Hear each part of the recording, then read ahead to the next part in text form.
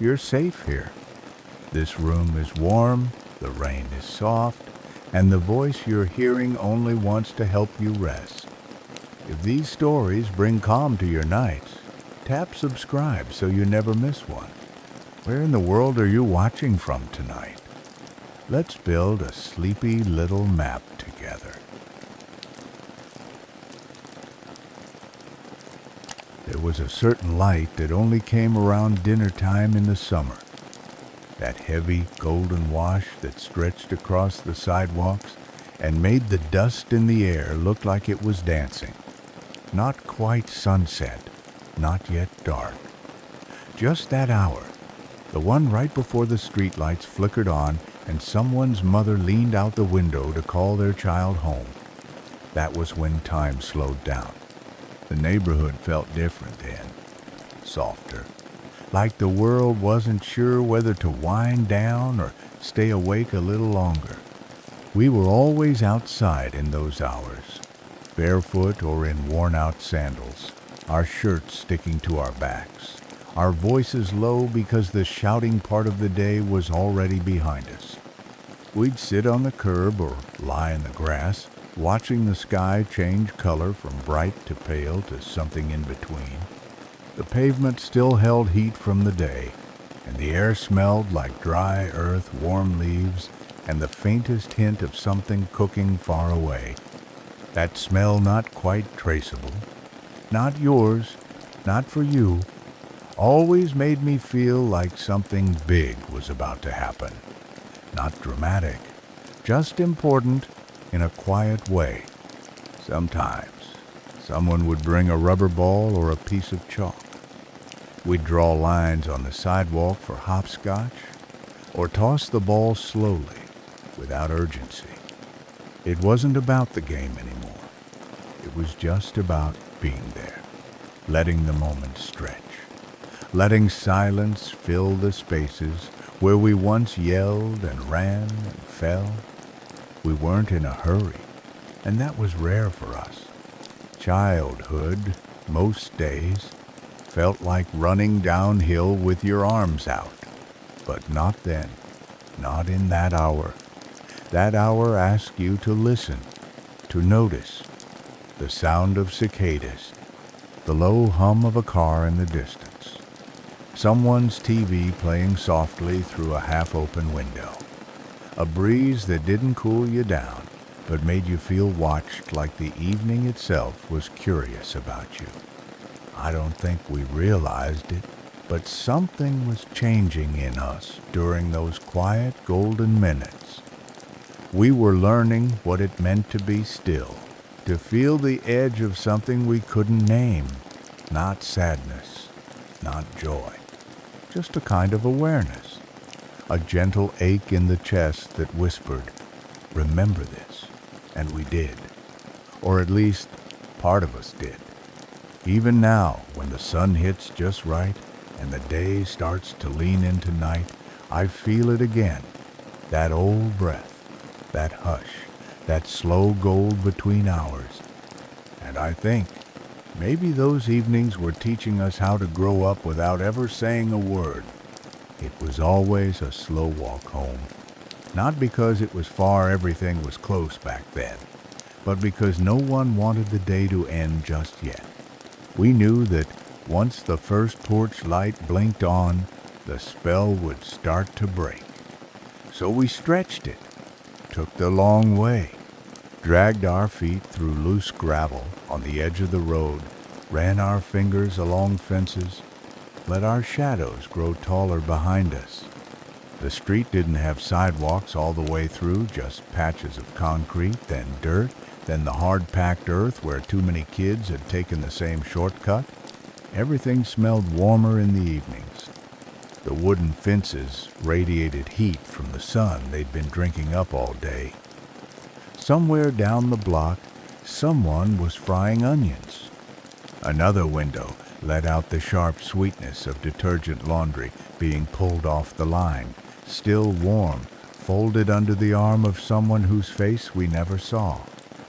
People were quieter then, not unfriendly, just occupied. Life was lived more inside, but even from the outside you could feel it. The clink of cutlery on plates, the low murmur of a radio, the squeak of a chair leg on linoleum. I passed those windows slowly, peeking not to spy but to feel, noticing a lamp turned on, a pair of socks hung carefully to dry, a shadow crossing a hallway. It made me feel part of something, like the world wasn't just mine, but shared, connected by nothing more than proximity and timing. Some evenings, I'd pass old Mrs. Promet, Jovanovich sitting on her bench with a crossword and a glass of mineral water, a small blanket draped across her knees even in the heat. She'd nod, maybe say, "Evening." If she felt like talking, I'd nod back. That was enough. Words weren't always needed. Further down, the corner house always had music. Not loud, just a soft stream of jazz or old chanson spilling through the window slats. I never saw who lived there, but the music felt like an invitation, a reminder that adults had worlds we couldn't yet imagine. My own house stood quiet at the end of the street, its windows glowing faintly. The porch light hadn't turned on yet, but I knew it would any minute. That soft click, that pale orange bulb buzzing to life, telling me that someone inside had remembered the time. I never ran to it. I approached like the night itself, slowly, evenly. I wanted to stay in that in-between space for just a little longer. The moment where the day is still holding you, but the night is already reaching out. Today, I live in a different place, a different street. But sometimes, when I walk home in the quiet just before dinner, I still feel that old rhythm in my steps, that stillness in the air. And I think maybe the world is still full of moments like those small, quiet walks back to the light. Not grand, not remarkable, just honest, and soft enough to follow you home for the rest of your life. Stepping inside in the evening was like passing through a curtain. The light outside faded into blue, and the light inside always a little too yellow, a little too dim, wrapped around you like something familiar, something waiting. Our door was old, and it creaked at the hinge no matter how slowly you opened it. I'd slip in quietly, not because I was hiding anything, but because the hush inside felt sacred somehow, like a room mid-prayer. My mother was almost always in the kitchen at that hour, back turned, apron on, one hand on the spoon, the other steadying the pot. The smell of food hit first. Onion, paprika, rice, something simmering low and long, like a story still being told. She never asked where I'd been. She didn't need to. I'd leave my shoes by the mat, the laces tangled from the walk, and head into the living room where the table was already set. Not with anything fancy, just the usual. Plain plates, metal forks, mismatched glasses. The tablecloth was old, slightly faded, always with one corner that wouldn't stay flat. That was home, not polished or staged, just real. My father would appear from his room at the sound of a drawer closing or the clink of a glass. He was a quiet presence, solid, predictable, the kind of man who carried his whole world in his watch, his keys, and the way he folded his newspaper. He didn't say much in the evenings, but he'd nod at me, ruffle my hair without looking, and sit in his usual chair like punctuation at the end of a long sentence. We ate together, No phones, no background noise, just the scrape of utensils, the slow rhythm of chewing, the occasional cough or clearing of a throat. Sometimes my mother would ask about school, but mostly it was understood that dinner wasn't for performance, it was for presence. I'd glance at the clock on the wall, the big round one with hands that ticked just a little too loud when the room went silent. The ticking was comfort, a kind of reassurance that time was still moving, but gently. After dinner, there was always tea. My parents took theirs strong, no sugar. I wasn't old enough to drink it yet, but I'd sit with them anyway. At the edge of the room, near the armchair where the upholstery had worn thin. The radio sometimes played in the background softly, as if even the music understood it was only a guest here. That hour between dinner and sleep felt stretched, timeless. The windows fogged slightly from the warmth inside. I'd watch the condensation trail down the glass, making little rivers that caught the light from the lamp. And that's where my memory rests, not in what was said, not in what happened, but in how it felt to exist in that softness, to be inside while the night folded around the house, to hear the world quieting bit by bit and know you had a place in it. Even now, in my own home, with a kitchen full of new appliances and the hum of machines that never stop, I sometimes miss the simplicity of that table, the worn cloth, the slow tea, the steady presence of people who didn't need to fill the air to make you feel held. I think the world was gentler then, or maybe we were just better at sitting still. There was a particular silence that came after the lights were off, not immediate, but slow, settling over the room like dust in the air. You could still hear the world, but only in pieces. The refrigerator humming softly from the kitchen, a floorboard creaking as someone moved in another room, the faint, distant voice of a neighbor's TV drifting through the walls like a dream someone else was having. I shared my room with my brother then, two narrow beds on either side of the window, a small nightstand between us, usually covered in books and toy car wheels and things we never quite got around to putting away. We never talked much before sleep.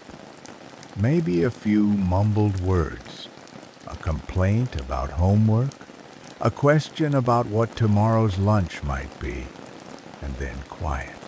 Not the kind of quiet that demanded silence, but the kind that allowed it. I'd lie on my side, the blanket pulled up under my chin, and listen to the radiator ticking as it cooled, to the way the wind pushed gently at the window, to my brother's breathing across the room, slow and steady like a metronome set to calm. And in that listening, something opened. My mind would start to wander, not racing, just floating. I'd think about school, about the chalkboard drawing I forgot to finish, about the girl with the braid who didn't look at me that day, about how the classroom smelled different when it rained. Strange. The things that visit you when you're half asleep. Not memories, exactly. Not dreams. Just moments that want to be noticed before the day lets go. Sometimes I'd hear my parents talking in the kitchen, their voices low and muffled, not arguing, just existing, moving cups, washing plates, talking in the way people do when they're tired, but not ready for bed. And even though I couldn't make out the words, their sound meant everything. It meant the world was still turning, safely, just outside my door, that I didn't need to understand everything. I just had to rest. I remember watching the shadow of the curtain move across the ceiling, lit faintly by the orange glow of the streetlight outside. That light never changed. It stayed through the years, through summers and snows, always there, steady like time. These days, I sometimes lie awake in my own room, and the silence is different. Deeper, yes, but sharper too. There's more space in it, and more noise, the buzzing of electronics, the hum of devices waiting to be noticed. I miss the weight of that old quiet, the kind that lived in thick blankets, in wooden floors, in shared air and soft footsteps, the kind that didn't rush you to sleep, just made room for it. I think part of growing up is learning how to rest again. Not just your body, your mind, your memory. Letting it all lie still for a while, the way it used to when you were a child. Listening to the night hold you like a story that didn't need an ending. Some nights, no matter how still the house was, sleep didn't come. Not from worry, not from noise. Just something inside felt wide open, like my chest had been left ajar and the air wouldn't settle. I'd lie there in the dark, the sheets too warm and too cool at once, listening to the rhythm of the fan spinning lazily in the corner, that gentle whir, whir, click that was supposed to lull you, but instead became something to count. My brother would already be asleep, limbs tangled in the blanket, mouth slightly open, completely at peace. And I'd be there, eyes fixed on the ceiling, trying to find shapes in the shadows. On those nights, I didn't feel scared, just awake, in a way that didn't fit the hour. I'd think of things I didn't have words for yet. The sound of a plane overhead, the idea of distance, what it meant to grow older, if the sky looked different from somewhere else. There was one night, I must have been 10, maybe 11, when I slipped out of bed and padded quietly to the living room. The floor was cold. The windows were open, just slightly, and the curtain lifted with each slow breeze like it was breathing. I didn't turn on a light. I didn't want to break the spell. I just sat on the couch, legs tucked underneath me, and looked out. The street was nearly empty. A single car parked by the curb. A cat moving soundlessly along the sidewalk. The street lamp buzzed gently, casting its orange light onto the pavement, making everything look softer, older. The world looked paused, not asleep, just waiting. And in that stillness, I felt something in me stretch, like I was part of it, part of that night, that world, that quiet. I didn't know what I was feeling. It wasn't sadness. It wasn't joy. It was something like longing, but without direction. A kind of reaching from the chest that asked nothing, wanted nothing, just noticed. I stayed there for a while, maybe half an hour, maybe longer. Time moves differently in the dark. Eventually, I stood, took one more slow breath, and returned to bed. And this time, when I lay down, sleep came quickly, not because I was tired, but because something had settled inside me, like a stone in the bottom of a glass, like a hush that had been waiting to be heard. I didn't tell anyone about that night. It didn't seem worth mentioning, but I've carried it with me, and sometimes, even now, when I wake in the middle of the night for no reason, I walk to the window. I don't expect answers. I just listen, watch, wait. The street is different now, louder even at midnight. But if I stand still enough, if I let my thoughts quiet the way they did back then, I can still find it, that same hush, that same reach from the chest. And I remember that boy, awake in the night, heart open, asking nothing, just ready to feel the world before he had words to name it. It wasn't a big goodbye. No moving truck, no hugs at the gate, no promises to write.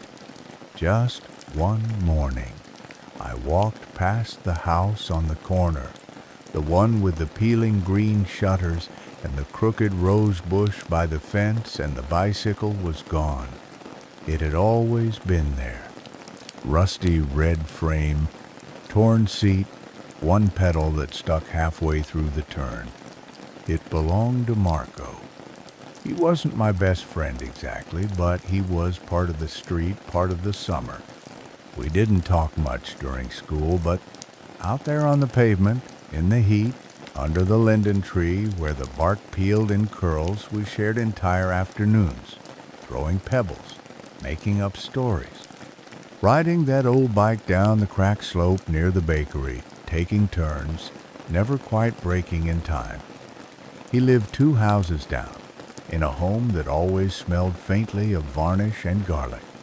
His grandfather sat on the balcony most days, with a newspaper folded just so. His mother always wore slippers, even outside. I hadn't seen him for a few days. That wasn't unusual. But when I saw the empty spot where the bike used to lean, when I saw the dusty imprint of its tires still pressed into the wall, I knew. I don't know how, but I did. I asked my mother that evening, casually, while slicing bread. "Did Marco move?" She nodded, not looking up. "His dad found work in another town. They left this week." Just like that. As if names and routines and bike rides didn't take time to settle into you.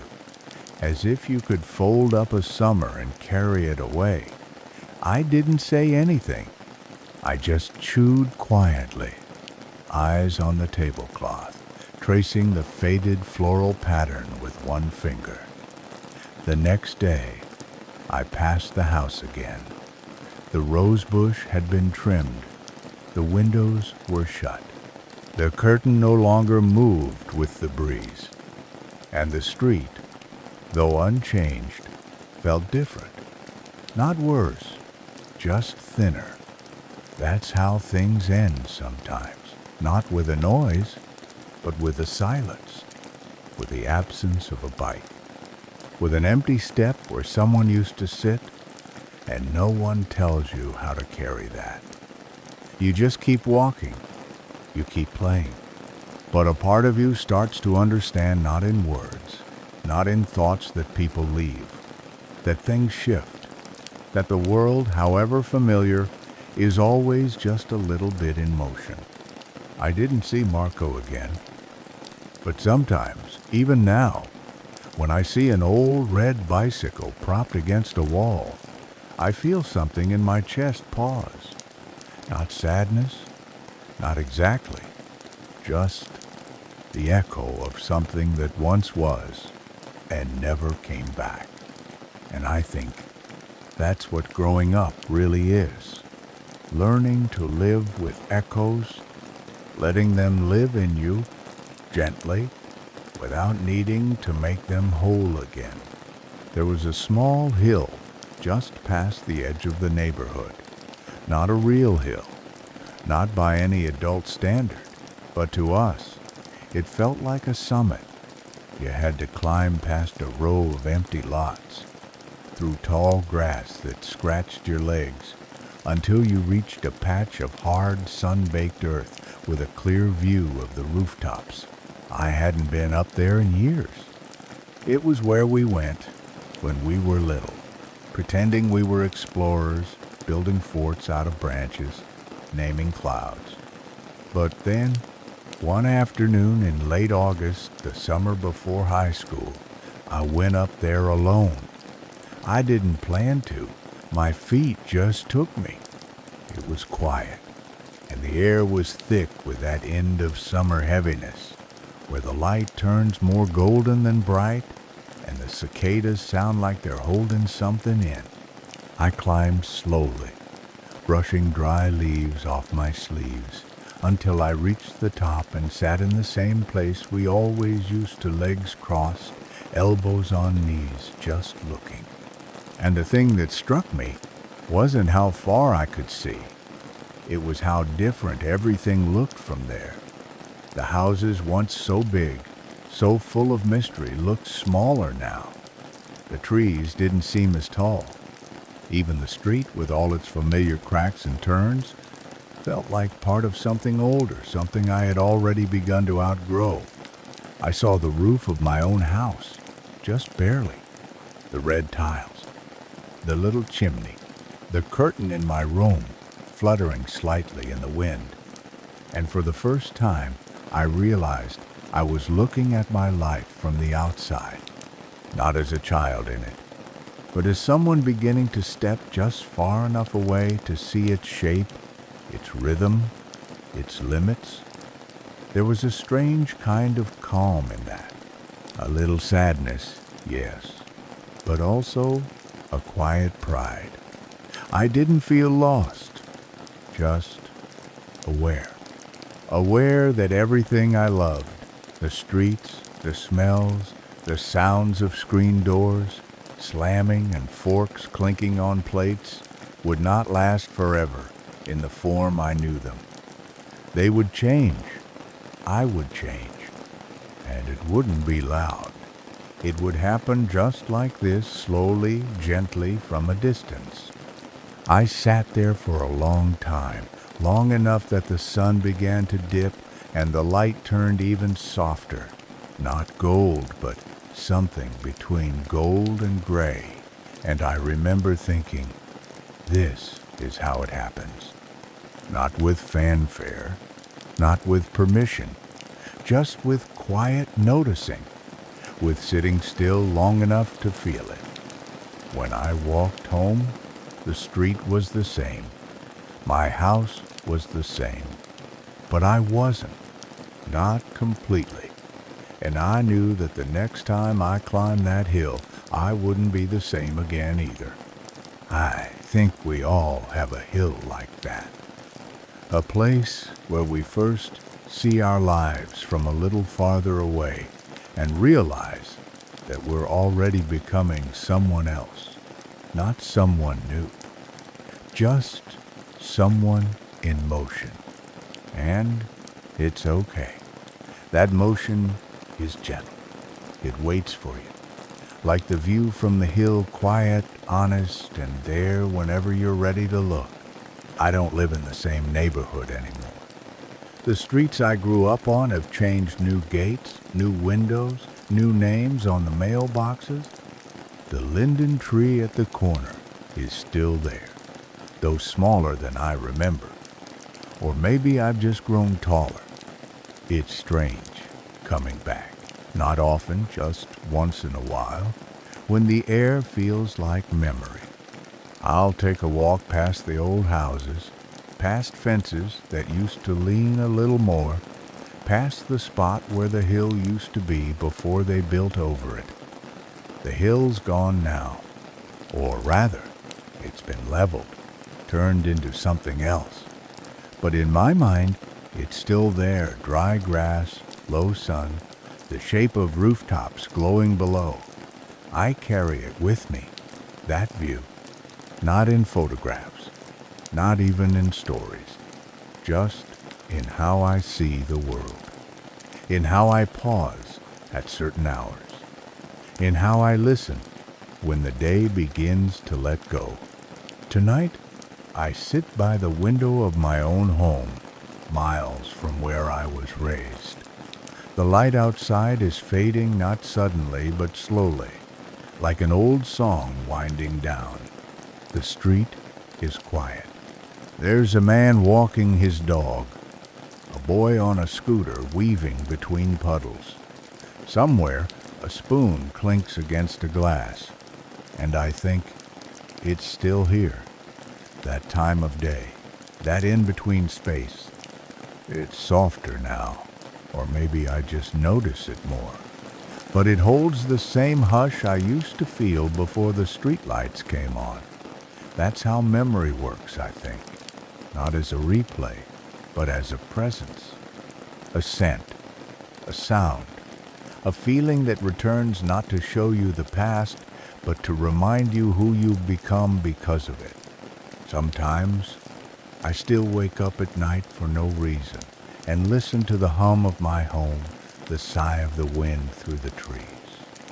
And I remember being small, lying in the dark, listening to my brother breathe, hearing my parents moving quietly in the kitchen, feeling the house hold itself like a breath, not knowing what the future would look like, only knowing that the night was deep and gentle and long enough to rest in. And now, years later, I still find rest in those same spaces, not because they're the same, but because the boy I was learned how to be still in them, and that stillness never left. I think we all carry a version of ourselves like that barefoot on a summer street, looking up at the sky before someone calls us in. And we don't have to go back to that place to find it. It's with us, in the quiet moments, in the golden light, in the breath we take when the day is ended, but the world hasn't quite turned to sleep. So if tonight feels heavy, if the noise of everything gets too loud, come sit by the window with me. Let the silence settle. Let the light grow softer. Let the street fade into shadow. You're safe here, and you're not alone. We've all stood in that quiet hour, waiting for the first lamp to glow, not knowing exactly what was coming next, but trusting somehow that it would be enough.